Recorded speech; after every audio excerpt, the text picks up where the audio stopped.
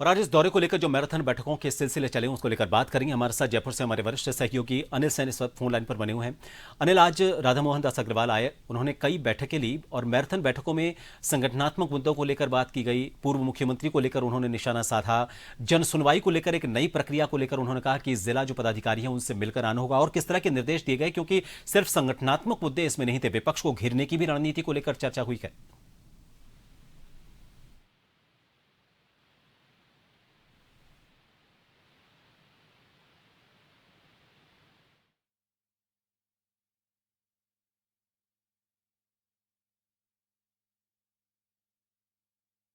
दौरे पर आए हुए हैं, जयपुर दौरे पर। इस दौरान उन्होंने कई बैठकें ली, कई तरह के निर्देश दिए हैं, कुछ चीजें, कुछ बदलाव किए गए हैं। न सिर्फ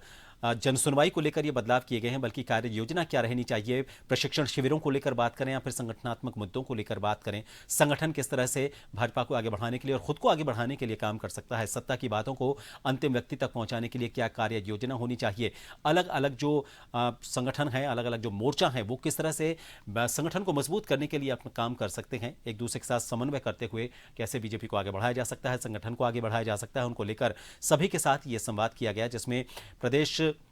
भाजपा अध्यक्ष मदन राठौड़ भी उनके साथ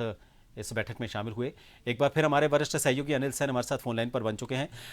अनिल, आज जो राधा मोहन दास अग्रवाल हैं, राजस्थान भाजपा के प्रभारी, उनके जो दौरे की अगर हम बात करें तो मैराथन बैठकों के बाद कुछ निर्णय सामने आए हैं, संगठनात्मक मुद्दों को लेकर भी उन्होंने निर्देशित किया है। बीजेपी की तरफ से जो सत्ता पक्ष को घेरने, विपक्ष को घेरने का जो एक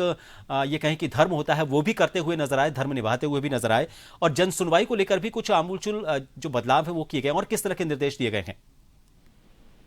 ये तो सबसे बड़ी बात, संगठन के जो तमाम पदाधिकारी थे, क्योंकि ये जो टीम बनी है, इस टीम के आने के बाद में ये पहली बैठक प्रदेश प्रभारी करेंगी थी। तो ऐसे में प्रदेश प्रभारी ने तमाम जो पदाधिकारी थे उनके साथ में तो 1-to-1 संवाद किया। 1-to-1 संवाद के तहत ये भी जानकारी ली कि जब उनको 3 महीने पदाधिकारी बने हुए हो गए,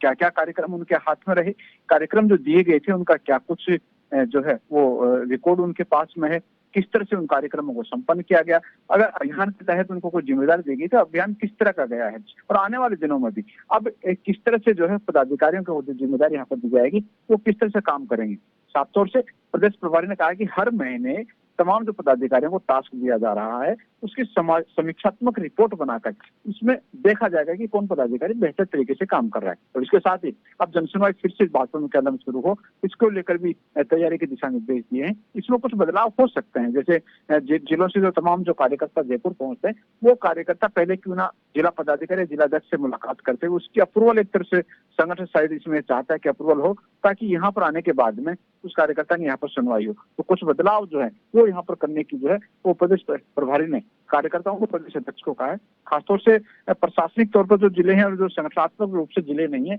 वहां पर भी संगठन के जिले बनाने के और वहां पर नियुक्ति देने के भी जो है निर्देश प्रदेश प्रभारी ने दिए। तो काफी कुछ अहम बैठक यहाँ पर रही और इसके बाद में हमने देखा भवन निर्माण जो कि जिला कार्यालय, उनकी बैठक यहाँ पर हुई है और कोषाध्यक्ष जो थे जिलों के और प्रदेश स्तर के, उनसे संवाद करते हैं, तमाम फीडबैक जो है वो प्रदेश प्रभारी ने लिया है।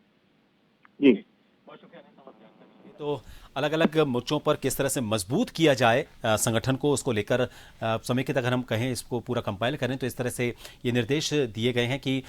सत्ता और संगठन दोनों साथ मिलकर कैसे जनहितैषी काम कर सकते हैं और साथ ही संगठन को मजबूत करने की दिशा में भी काम किया जा सकता है।